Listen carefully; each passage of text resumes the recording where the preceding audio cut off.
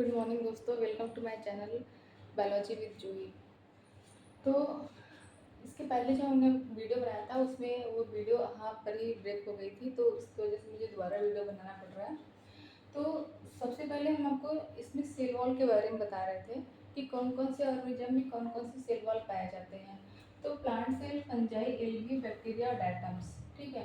Plant cell की cell wall किससे बनती है? सेलुलोज से, यूनिसेलुलोज और पेक्टिन से। फंजाई की सेल वॉल किससे बनती है? काइटिन से। एल्गी में क्या है? सेलुलोज है। बैक्टीरिया में क्या है? पेप्टाइडोग्लाइकन। डायटम्स में क्या है? सिलिका। ओके। फंजाई में जो काइटिन होती है वो किसकी पॉलीमर होती है? नाग मतलब एन एसिटिल ग्लूकोसामिन। ठीक। एल्गी में जो होता है किससे बनता है? सेलुलोज से। अदर भी मटेरियल्स होते हैं।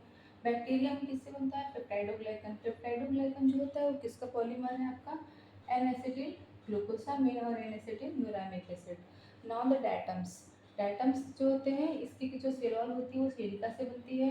तो सिलिका जो होती है ये किसका किसका ये सिलिका जो है किसका कंपाउंड है? सिलिकॉन और ऑक्सीजन का। सिलिकॉन ऑक्सीजन जब मिलते हैं तो ये सिलिकॉन ऑक्साइड बनाते हैं, इसको हम कहते हैं सिलिका। ये हमारे अर्थक्रस्ट में पाया जाता है। आपको हमने पहले ही बताया था कि जो डायटम्स होते हैं, डायटम्स का जो स्ट्रक्चर होता है, जो सेल वॉल होता है, वो सॉप बॉक्स की तरह होता है। जैसे जो सॉप होता है मतलब साबुन जो होता है उसकी जो बॉक्स होती है, आपने देखा कि में फिट बैठती है एक के ऊपर एक, ऐसे ही हमारा किसका स्ट्रक्चर, किसके सेल वॉल का स्ट्रक्चर होता है? आपका diatoms.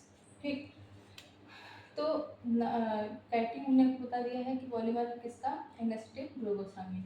Now the plant cell wall. Plant की जो सेल वॉल होती है किससे बनती है? Middle lamella, primary cell wall, secondary cell wall and tertiary cell wall.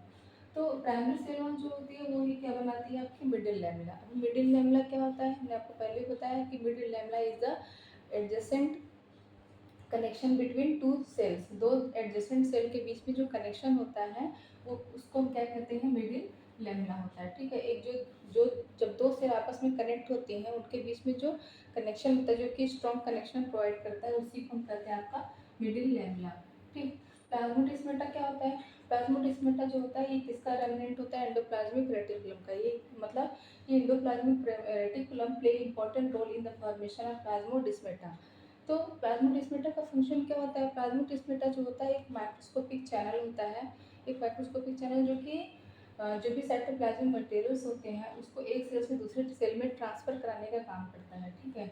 ये कौन कौन करता है? आपका प्लाज्मोडेस्माटा। ठीक है। हमने आपको यहाँ फिगर बना के बताया था कि यहाँ पे जब दो सेल्स होती हैं आपस में जो इनका साइटोप्लाज्मिक मटेरियल का जो एक्सचेंज होता है ये किसके थ्रू होता है? प्लाज्मोडेस्माटा के थ्रू। ठीक। Now the plasma membrane. Plasma membrane is the outermost covering of animal cell. Animal cell की जो आउटर मोस्ट कवरिंग होती है उसको हम कहते हैं प्लाज्मा मेम्ब्रेन। लेकिन सॉरी, प्लाज्मा मेम्ब्रेन और किस में भी प्रेजेंट होती है? ये प्लांट सेल में भी प्रेजेंट होती है। तो प्लाज्मा मेम्ब्रेन का जो मोस्ट एक्सेप्टेड थ्योरी था वो किसने दिया था? किसने दिया था? सिंगर एंड निकोलसन ने।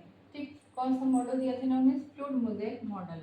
कौन से ईयर में दिया था? 1972 में। 1972 में इन्होंने क्या दिया था? फ्लूइड मोज़ेक मॉडल दिया था। किसके लिए? प्लाज्मा मेम्ब्रेन के लिए। तो फ्लूइड मोज़ेक मॉडल क्या होता है इसको हम अभी नेक्स्ट क्लास में डिटेल में स्टडी करेंगे। तो अदर मॉडल में कौन सा आता है? Unit membrane model. और दूसरा कौन सा है? Sandwich model.